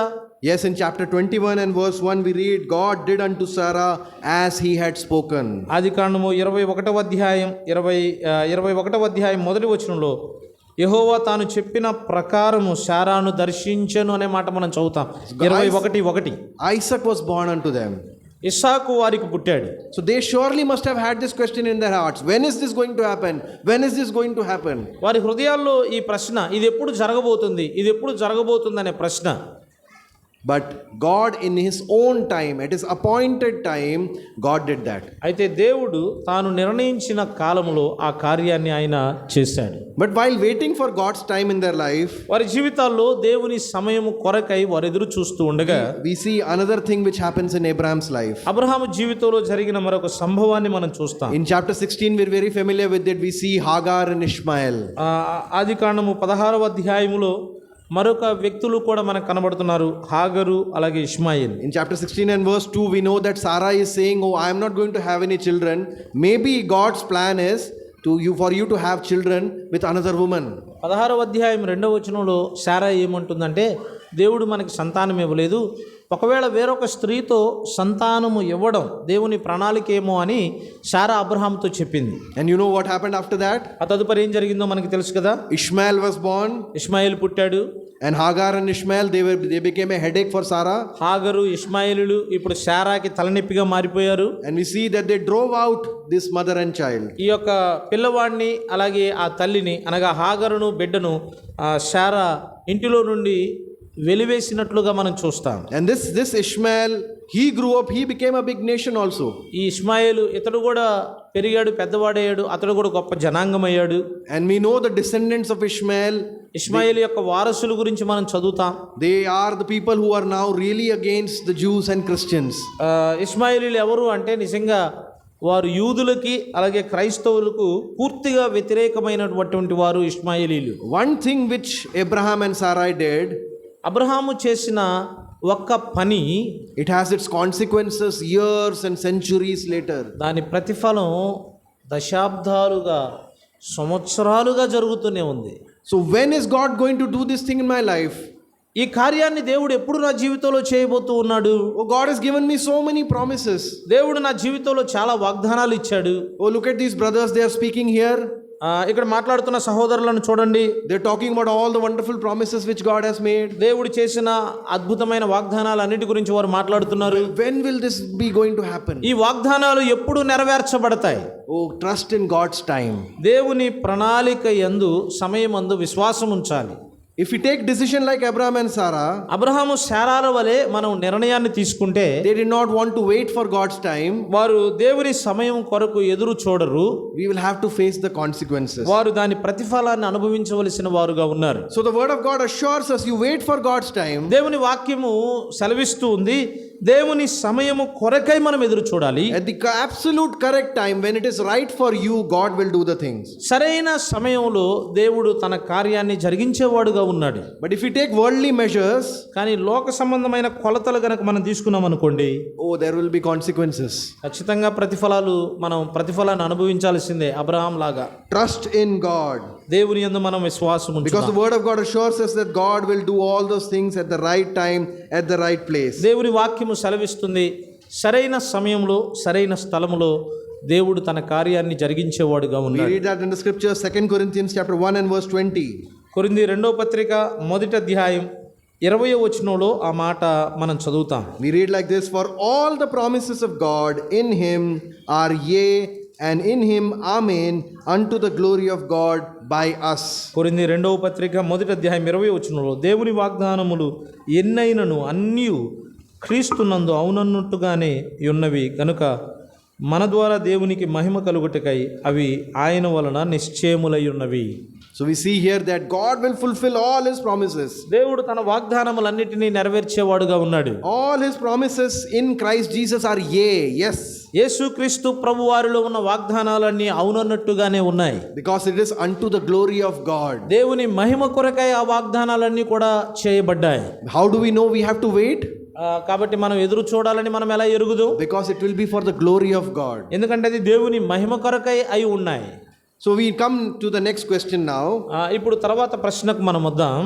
The next question which Abraham would have faced, Abraham ఎదుర్కొన్నటువంటి బహుశా 4వ ప్రశ్న, which would have been like, why? ఎందుకు అనే ప్రశ్న. ఎందుకు? We know what happened in the life of Abraham. Abraham జీవితంలో ఏం జరిగిందో తెలుసా? He is given a son Isaac.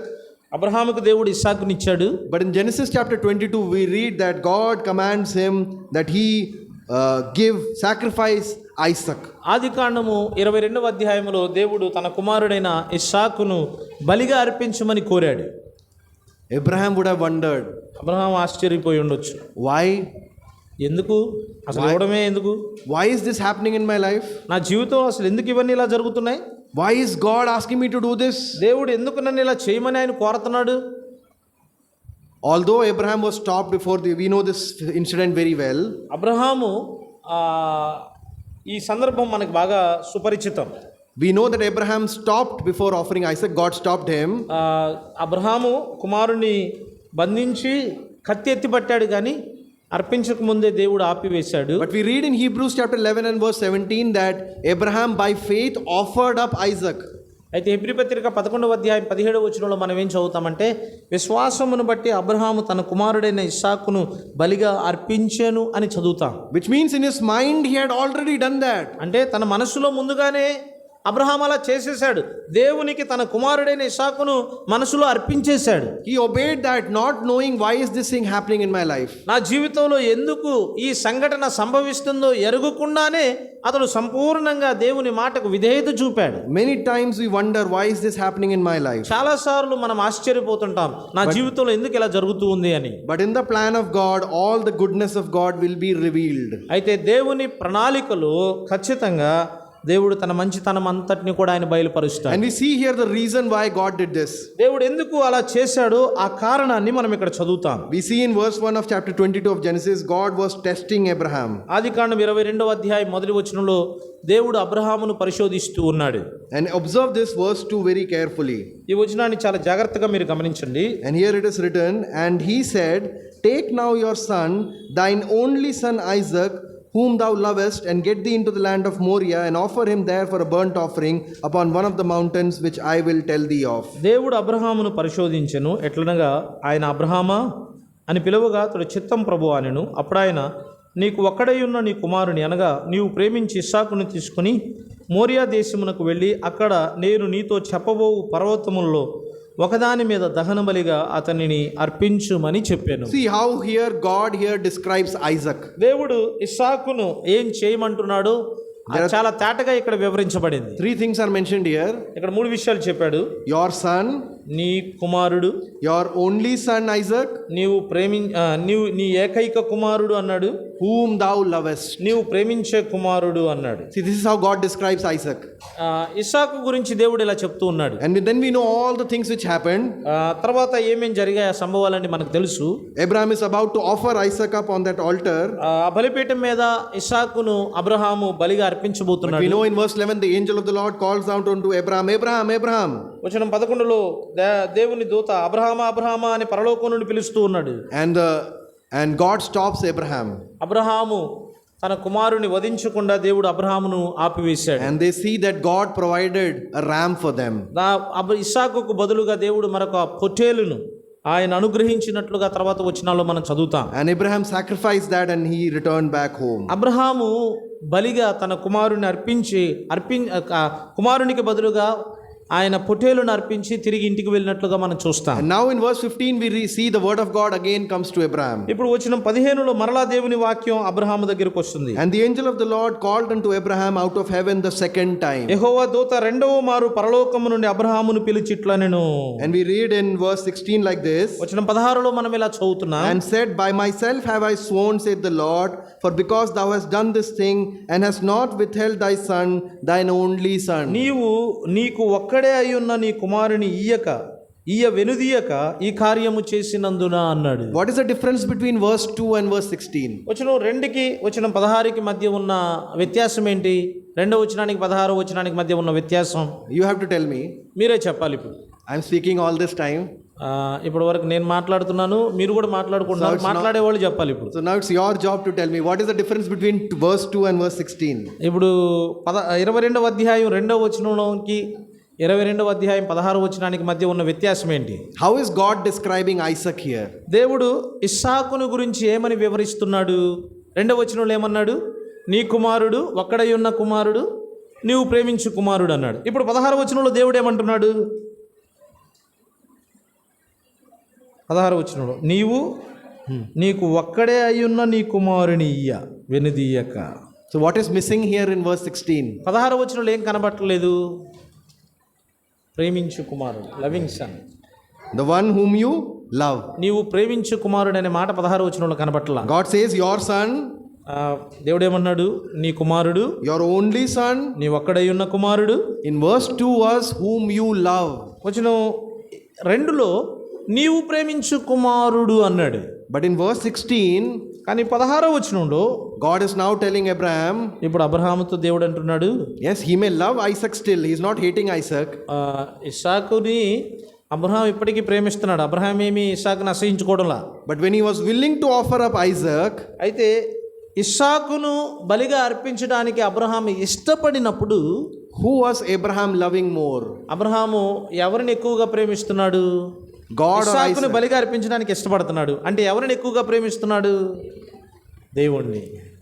So Abraham showed there that more than his son Isaac, he loves God. Abraham అక్కడ ఏమి కనపరిచాడంటే తన కుమారుడైన ఇస్సాకు కంటే కూడా ఎక్కువగా తన దేవుని ప్రేమిస్తున్నాడు అని క్రియలతో కనపరిచాడు.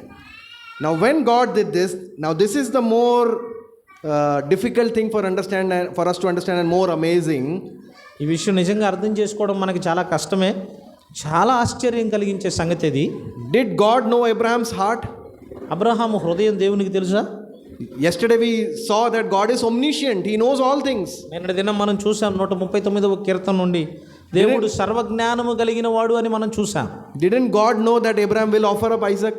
అబ్రహాము ఇస్సాకును బలిగా అర్పిస్తాడు అన్న సంగతికి దేవునికి తెలీదా? See, when we go to school or college and they give us an exam, ఒక పాఠశాలకు కానీ కళాశాలకు కానీ మనం వెళితే we have to write వారు ఒక పరీక్ష answers. పెడతారు. And we have to write answers. ఆ పరీక్షకు మనం సమాధానాలు రాయాలి. Why is the school or college giving us this exam? ఒక పాఠశాల కానీ ఒక కళాశాల వారు కానీ మనకెందుకు పరీక్షలు పెడతారు? ఎందుకు పెడతారు? Because they want to know if we really know or not. నిజంగా ఆ విషయం మీద మనకి పరిజ్ఞానం ఉందో లేదో, అవగాహన ఉందో లేదో వాళ్ళు తెలుసుకోవాలనుకుంటున్నారు కాబట్టి పరీక్ష పెడతారు. They have no way of understanding this any other way. They cannot look into our hearts and see. ఫలాని సబ్జెక్టులో మనము జ్ఞానాన్ని కలిగి ఉన్నామా లేదా తెలుసుకోవడానికి ఒక వేరే పద్ధతులు లేవు. పరీక్ష అనే పద్ధతి తప్ప వేరొక పద్ధతి లేదు. So God knows what Abraham is going to do. కాబట్టి అబ్రహాము ఏం చేయబోతున్నాడో ముందుగానే దేవునికి తెలుసు. But why did God still do this? మరి అలాంటప్పుడు దేవుడు ఎందుకు అబ్రహామును అలా చేయమని కోరాడు? The answer, which is actually beyond us, ఆ జవాబు వాస్తవానికి మనకు మించినది. it is very difficult to understand, అది అర్థం చేసుకోవడం కూడా చాలా కష్టమే. is that God wants Abraham to know this. Abraham దాన్ని తెలుసుకోవాలని దేవుడు కోరుకుంటున్నాడు. See, why God brings these things in our lives? దేవుడు ఎందుకు ఈ విషయాలు మన జీవితంలోకి తెస్తున్నాడు? We will ask him, why God, why are you bringing these things in our lives? దేవుడా, ఎందుకు నా జీవితంలో ఈ విషయాలన్నీ నువ్వు తీసుకొని వస్తున్నావు? Why these trials, this testing, why these difficult challenges? ఈ కష్టాలు, ఈ ఉపద్రవాలు, ఈ సవాళ్ళు, ఈ శ్రమలు ఎందుకు నా జీవితంలో? It's not that God wants to know us more. He already knows us. దేవుడు తెలుసుకోవడానికి కాదు, మనం కష్టాల్లో శ్రమలో ఎలా ఉంటామో ఏం చేస్తామో దేవునికి బాగా తెలుసు. It's that we may recognize us, we may know ourselves more. మన గురించి మనం ఎక్కువగా తెలుసుకోవడానికి దేవుడు ఈ శ్రమలు, కష్టాలు, ఉపద్రవాలు మన జీవితంలో అనుమతిస్తాడు. Oh, now Abraham knows, ఇప్పుడు అబ్రహాంకి ఏం తెలిసిందంటే, I love God నేను దేవుని ప్రేమిస్తున్నాను more than my son Isaac. నా కుమారుడైన ఇస్సాకు కంటే కూడా ఎక్కువగా నేను దేవుని See, ప్రేమిస్తున్నాను. they received, Abraham and Sarah received this son Isaac in their old age. Abraham శారాలు నిండు వృద్ధాప్యంలో, అంటే 100 ఏండ్ల వయసులో కుమారుని వారు పొందుకున్నారు. Their own blood. వారి రక్తము పంచుకొని పుట్టిన కుమారుడు. So dear to them. ఆ వయసులో తమకు పుట్టిన పిల్లలు ఎంత ప్రేమగా, ఎంత ప్రియంగా ఉంటారు, ఎంత ఇష్టపడతారు వారిని. But when you look at the love he has for Isaac and the love he has for God, Abraham wouldn't know. అని ఇస్సాకు పట్ల అబ్రహాముకున్న ప్రేమ, దేవుని పట్ల అబ్రహాముకున్న ప్రేమ, నిజంగా దాన్ని అబ్రహాం గుర్తించలేని స్థితిలో ఉండిపోయాడు. Through this trial, God showed Abraham. ఈ యొక్క పరిశోధన ద్వారా, ఈ పరీక్ష ద్వారా దేవుడు అబ్రహాముతో ఏం చూపించాడంటే, And Abraham will be able to confidently say in the presence of God, oh God, oh my Lord, I love you the most. బహుశా అబ్రహాము దేవుని సన్నిధిలో నిలబడి, దేవా, నేను నా కుటుంబం కంటే, నా కుమారుని కంటే ఎక్కువగా నేను నిన్ను ప్రేమిస్తున్నాను. So as we read here in Romans chapter 8 and verse 28, very familiar portion to all of us. రోమపత్రిక 8:28 మనందరికి చాలా And సుపరిచితం. we know that all things work together for good to them that love God, to them that who are called according to his purpose. దేవుని ప్రేమించి వారికి ఆయన సంకల్పము చొప్పున పిలువబడిన వారికి సమస్తమును సమకూడి మేలు కలుగుటకే జరుగుచున్నవి So అన్నాడు. today you might not understand why these things are happening. This question why will be there in your life. బహుశా ఈరోజు నా జీవితంలో ఎందుకు ఈ శ్రమలు, ఎందుకు అనే ప్రశ్న నీకు రావచ్చు, అది నీకు అర్థం కాకపోవచ్చు. But one day when you will turn back at life, కానీ ఒక దినాన నీవు నీ జీవితంలో వెనక్కి తిరిగి చూసినప్పుడు God will show the wonderful blessings which he has given to you. దేవుడు నీకు అనుగ్రహించిన అద్భుతమైన ఆశీర్వాదాలను ఆయన తెలియచేస్తాడు. Even today, look back at your life. ఈ రోజు కూడా మీ జీవితంలో గతాన్ని ఒకసారి చూసుకోండి. Remember that very difficult situation that you were going through. నీవు వెళ్ళినటువంటి ఆ క్లిష్టమైన పరిస్థితులు వాటి గురించి ఆలోచన చేయండి. At that time you didn't understand. I didn't understand why we are going through this. ఆ సమయంలో మనకు అర్థం కాల ఎందుకు ఇంత క్లిష్టమైన పరిస్థితులు గుండా నేను వెళుతున్నాను అని. But today when we turn back and look at that, అయితే ప్రస్తుతం వెనక్కి తిరిగి వాటిని మనం చూచినప్పుడు we see the wonderful plan of God in that. దేవుని యొక్క అద్భుతమైన ప్రణాళికను మనం It చూస్తున్నాం. is beyond our understanding. అది మన ఊహా గానానికి మించినదిగా ఉంది. That is the amazing plan which God has. దేవుడు అలాంటి అద్భుతమైన ప్రణాళికను నీ నా విషయంలో కలిగి We ఉన్నాడు. see here, as we see here in verse 28 of Romans 8, రోమపత్రిక 8:28లో మనం చదివినట్లుగా it is for them who love God, దేవుని ప్రేమించు వారికి అన్నాడు. them who give God first priority. ఎవరైతే దేవునికి మొదటి ప్రాధాన్యత ఇస్తారో వారికి అన్నాడు. Because another question would have faced Abraham when he was going to offer up Isaac. Abraham తన కుమారుడైన ఇస్సాకును బలిగా అర్పించడానికి వెళుతున్నప్పుడు మరొక ప్రశ్న కూడా ఎదుర్కొని ఉండుంటాడు. If Isaac is offered, Isaac అర్పించబడ్డాడు. then how will I have descendants? ఇస్సాకును ఒకవేళ నేను అర్పిస్తే నాకు వారసులు ఎలా కలుగుతారు? God has promised me that we will become a great nation. దేవుడేమని వాగ్దానం చేశాడు? నిన్ను గొప్ప జనముగా చేస్తాను అన్నాడు.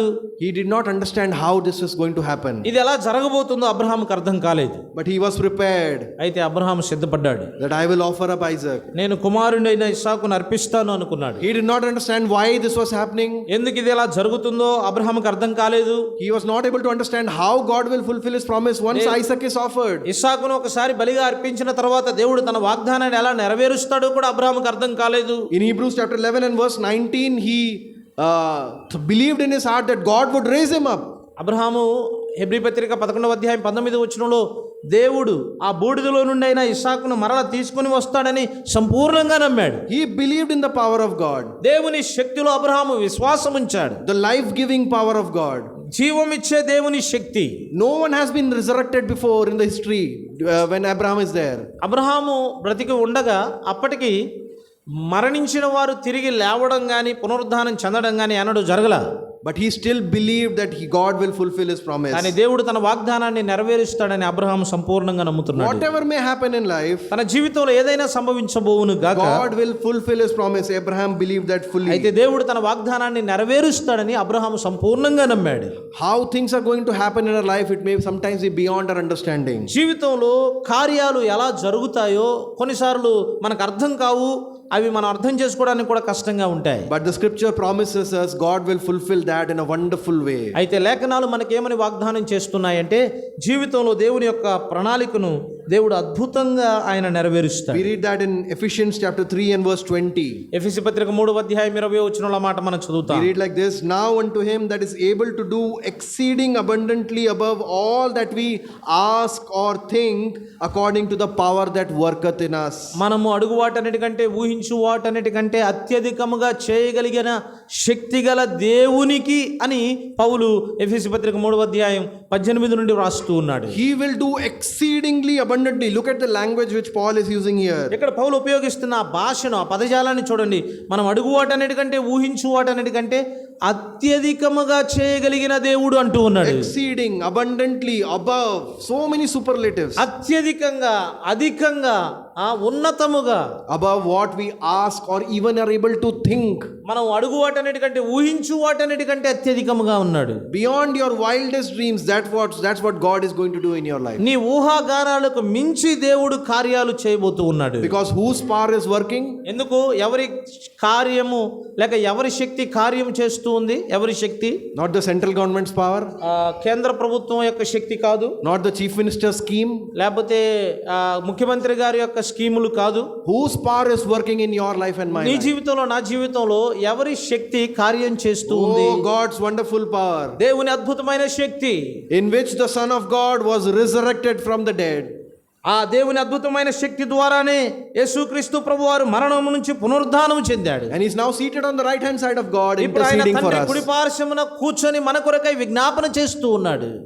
Oh, what wonderful answers to all our questions. మన ప్రశ్నలన్నిటికీ దేవుడు ఎంత అద్భుతమైన జవాబు ఇస్తున్నాడు. Yes, we may not understand all things, కొన్నిసార్లు ఇవన్నీ మనం అర్థం చేసుకోలేకపోవచ్చు, but we are asked to walk by faith. కానీ ప్రభు మనల్ని ఏమంటున్నాడంటే విశ్వాసం ద్వారా నడవండి అంటున్నాడు. Take that next small step which God is showing you in His wonderful plan. దేవుడు తన అనంత ప్రణాళికలో నీ విషయంలో ఆయన చూపించే ఆ చిన్న చిన్న మెట్టు, చిన్న చిన్న అడుగు, దాన్ని తీసుకుందాం, ముందుకు వెళదాం. Faithfully do it. నమ్మకంగా ప్రభు ఇచ్చిన ఆ పనిని చేద్దాం. Smallest thing, read the Bible every day. Have a family time of prayer. Do the small things for the Lord and for His people. చిన్న చిన్న పనే కావచ్చు, చిన్న విషయమే కావచ్చు, ప్రభు కొరకై చిన్న చిన్న పనులే మనం చేద్దాం. ప్రతిదినం వాక్యం చదువుదాం, ప్రార్థన చేసుకుందాం. Oh, God will fulfill all His promises. దేవుడి వాగ్దానాలన్నీ కూడా మన కొరకై నెరవేరుస్తాడు. But there was one question to which Abraham knew the answer. అయితే అబ్రహాముకి ఒక ప్రశ్నకు తన దగ్గర జవాబు తెలుసు. That question is who? ఆ ప్రశ్న ఏంటంటే ఎవరు? ఎవరు? Who was Abraham following? Abraham తండ్రి ఎవరు? Abraham knew the answer to this question. ఈ ప్రశ్నకి అబ్రహాముకు జవాబు తెలుసు. And that is the only answer we need to know. ఆ జవాబును మాత్రమే నీవు నేను ఎరగాలి. Who are you following? నువ్వు ఎవరిని అనుసరిస్తున్నావు? Who are you following today? ఈ దినమున నీవు ఎవరిని అనుసరిస్తున్నావు? ఎవరిని వెంబడిస్తున్నావు? Jason brother? సహోదరులను వెంబడిస్తున్నారా? Or Brahmaya brother? Brahmaiah బ్రదర్ని Or this వెంబడిస్తున్నారా? Godwin brother who has come from Delhi? Delhi నుంచి వచ్చిన Godwin బ్రదర్ని వెంబడిస్తున్నారా? Are you following any of these persons? ఈ వ్యక్తుల్లో ఎవరినైనా మీరు వెంబడిస్తున్నారా? Who are we following? మనం ఎవరిని వెంబడిస్తున్నాం? Who? ఎవరిని? That is the only answer you need to know. మనము ఆ ఒక్క జవాబే తెలుసుకోవాలి. You may not know anything else. What, how, when, why, all these things I don't have ఎప్పుడు, answers. You don't ఎలా, have ఎక్కడ, answers. ఏంటి, ఇవన్నీ వద్దులేండి, పక్కన పెడదాం. అసలు ఎవరిని వెంబడిస్తున్నాం? There is only one answer we need to know. ఆ ఒక్క జవాబు మనకు తెలియాలి. ఎవరిని వెంబడిస్తున్నాం? Who are we following? మనం ఎవరిని వెంబడిస్తున్నాం? You have to tell me. మీరు చెప్పాలి. Tell me, who are we following? మనం ఎవరిని వెంబడిస్తున్నాం చెప్పండి. ఎవరిని వెంబడిస్తున్నాం? మా దేవుని. We are following God. We are following God. And who we have as an example before us? His son. మన ఎదుట ఎవరున్నారు? తన కుమారుడైన యేసుక్రీస్తు ప్రభువారు. His son, our Lord Jesus Christ. ప్రభువైన యేసుక్రీస్తు వారు మన ఎదుట ఉన్నారు. We are following our Lord Jesus Christ. మనం మన ప్రభువైన యేసుక్రీస్తు వారిని వెంబడిస్తూ ఉన్నాం. That is the only thing we need to know. మనము ఎరగవలసిన ఒకే ఒక సంగతి అది. Who am I following? నేను ఎవరిని వెంబడిస్తున్నాను? Am I following my Lord? నేను నా ప్రభువుని వెంబడిస్తున్నానా? There is nothing else that I need to be concerned about. ఇక దేని గురించి కూడా నేను ఆలోచన చేయవలసిన అవసరం లేదు. Because He is God who will fulfill all those things in my life. ఎందుకంటే నా జీవితంలో సమస్తాన్ని నెరవేర్చేవాడు ఆయనే. There may be many questions which I don't know answer for. బహుశా నాకు సమాధానము లేనటువంటి ప్రశ్నలు కోకొల్లలు ఉండొచ్చు.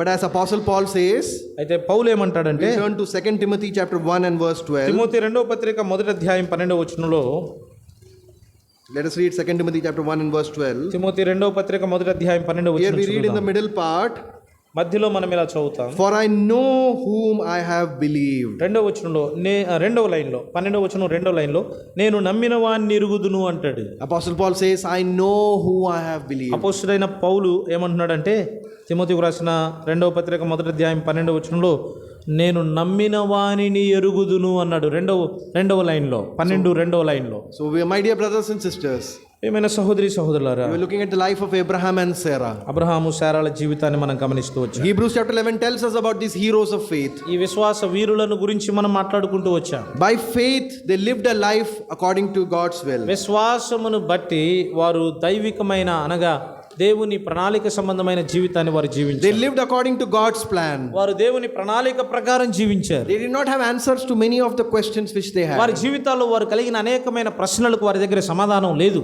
But one answer they definitely had. అయితే వారు ఒక్క జవాబును మాత్రం ఖచ్చితంగా కలిగి ఉన్నారు. Who are they following? వారు ఎవరిని వెంబడిస్తున్నారో ఆ ప్రభుని వారు ఎరిగిన వారుగా ఉన్నారు. That is the same answer available to you and me. అదే జవాబు నీకు నాకు కూడా అందుబాటులో ఉంది. Who are we following? మనం ఎవరిని వెంబడిస్తున్నాం? The omniscient, omnipresent, omnipotent God, our Lord Jesus Christ. సర్వజ్ఞాని, సర్వవ్యామి, సర్వశక్తిమంతుడైన దేవుడు అనగా మన ప్రభువైన యేసుక్రీస్తు వారిని మనం వెంబడిస్తూ And ఉన్నాం. He will fulfill all the promises that He has made. ఆయన చేసిన ప్రతి వాగ్దానాన్ని ఆయన నెరవేర్చేవాడుగా ఉన్నాడు. He will complete the good work which is started in us. ఆయన మనలో సత్క్రియను ఆరంభించాడు.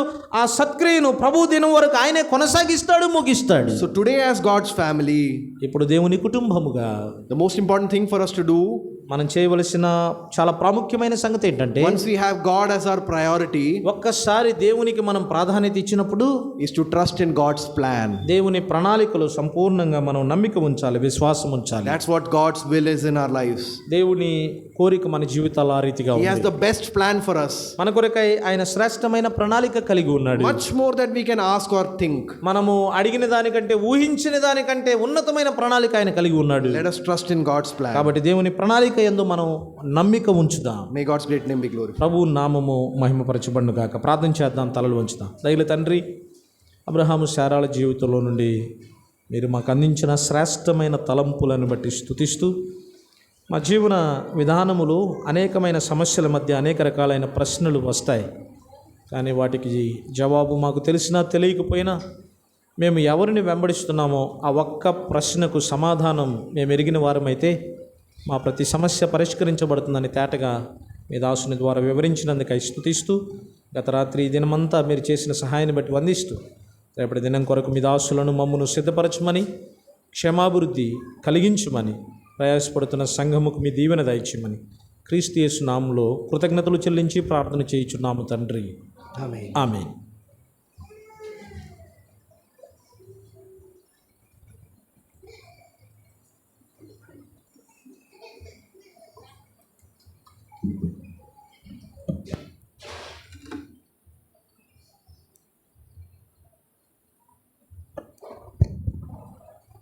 ప్రియులారా, ఇంతవరకు దేవుని దాసుని ద్వారా అబ్రహాము కుటుంబం ఆశీర్వదించబడటానికి కారణం మనకు తెలియజేయబడింది. అబ్రహాము పిలువబడినప్పుడు ఎక్కడికి వెళ్ళాలో మరి తెలియ